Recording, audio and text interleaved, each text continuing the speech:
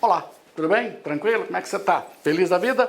Já viu o vídeo que fala sobre a classificação dos documentos? Não viu? Não viu? Então procure aí no canal, tá? Você tem aí a classificação dos documentos. E agora nós vamos falar na classificação dos arquivos. Eu sou o Ulisses Soares, professor de arquivologia, e vamos trabalhar com você exatamente isso agora, tá? Então, primeiramente, nós vimos o quê? Nós classificamos no outro vídeo, você não viu ainda? Então veja lá.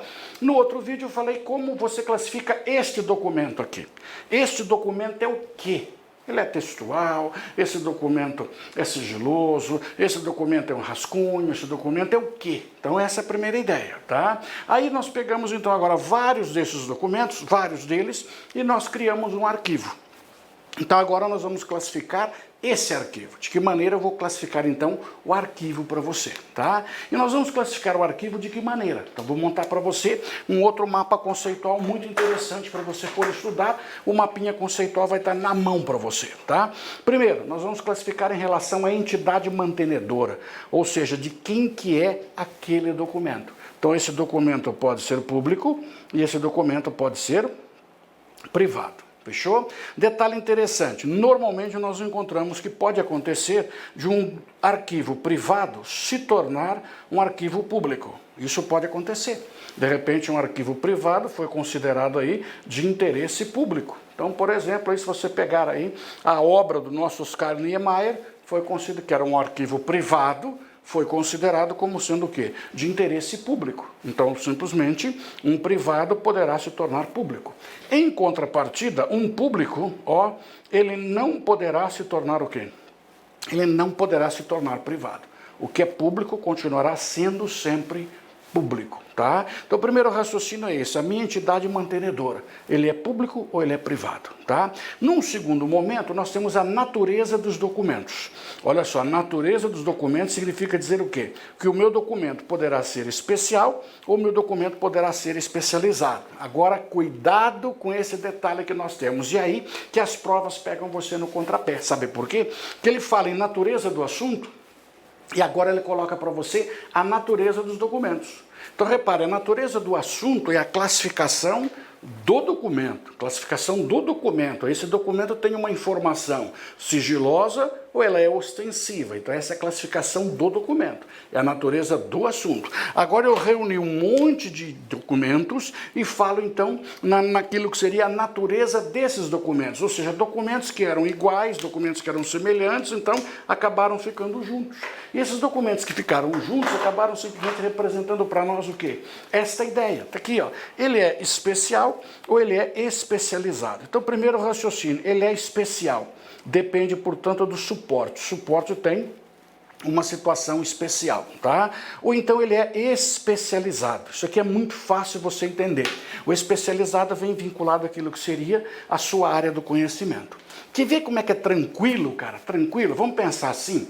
Você, logicamente, já deve ter ouvido falar no famoso disco de vinil, naquele famoso LP, aqueles bolachão preto que nós temos assim, tá?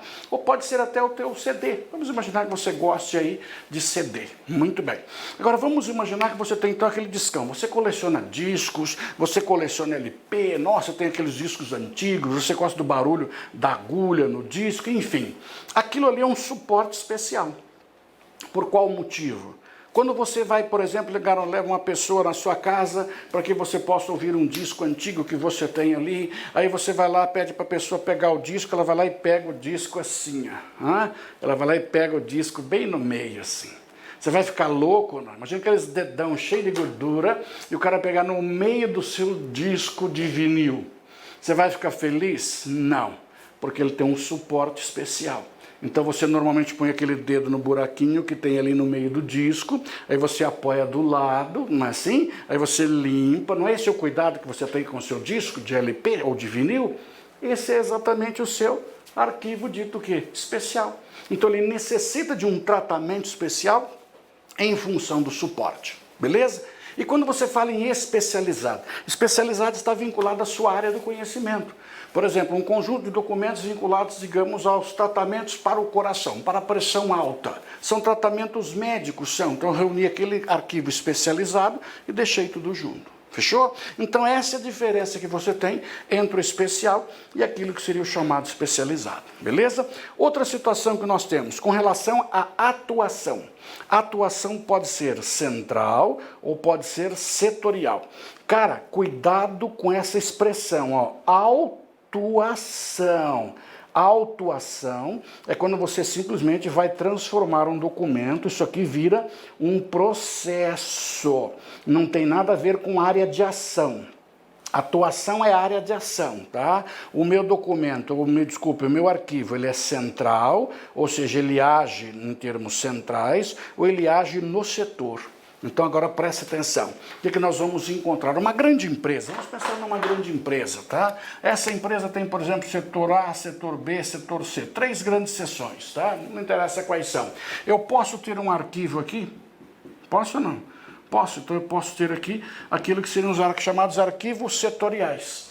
Ou será que eu posso ter um único arquivo? Tá aqui, ó, se eu tiver um único arquivo, o meu arquivo ele é o quê? Ele é central. Detalhe interessante, normalmente os arquivos correntes, tá? Os arquivos correntes, eles podem ser setorial, para facilitar o acesso a esses documentos, claro? Então, aquilo que é o documento corrente, ele pode estar atrelado simplesmente o quê? Ao setor aonde interessa. Agora, normalmente o arquivo intermediário e o arquivo permanente, eles são centrais. Por qual motivo? Então, primeiro raciocínio, é o uso que determina a idade dos documentos. Então, o documento de uso corrente, ele tem que estar pertinho da onde eu estou utilizando. Ó, ele está pertinho, porque eu estou utilizando com frequência. Quando ele deixa de ser utilizado com frequência, eu não vou manter aqui vários arquivos intermediários, não. Se eles estão sendo utilizados com menos frequência, então eu trago para um arquivo que? Para um arquivo central. Então, normalmente, arquivo intermediário, ele é o quê? Ele é centralizado. Tá? Outra situação interessante que nós temos está aqui, ó, quando você fala no estágio de evolução. Tá? Esse é um assunto muito louco, cara. Isso aqui cai em prova constantemente. Tá?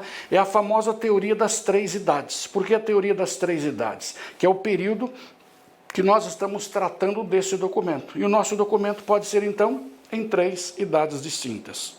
Corrente, intermediário e a fase permanente. Detalhe interessante, na fase permanente ele não poderá ser destruído, ele deverá ser preservado. Então essa seria a classificação dos documentos, dos arquivos que você teria, tá? Então agora vejam só, quando você fala, portanto, nessas 3 idades, tá? O seu arquivo corrente, o seu arquivo intermediário, tudo aqui, ó, o arquivo corrente, o arquivo intermediário e aquilo que seria o arquivo permanente, tá? Então essa seria a ideia. Por qual motivo? Os documentos são feitos, os documentos são criados, tá? E os documentos vão cumprir o seu ciclo vital. Esse é o ciclo vital. Não significa dizer que necessariamente todos eles serão preservados. Não. O meu documento foi produzido e à medida que esse documento foi produzido, ele poderá simplesmente passar por 2 situações, tá? Quais são as suas 2 situações que você tem? Ou a eliminação ou a preservação. Então, o meu documento, quando chegar aqui, ó, na minha fase intermediária, ele tem 2 caminhos. Os 2 caminhos que nós temos é eu elimino ou eu preservo. Essa é a ideia básica. Então, são os 2 caminhos que você tem com relação ao meu documento. Ele foi produzido para ser utilizado, para ser eliminado ou para ser preservado.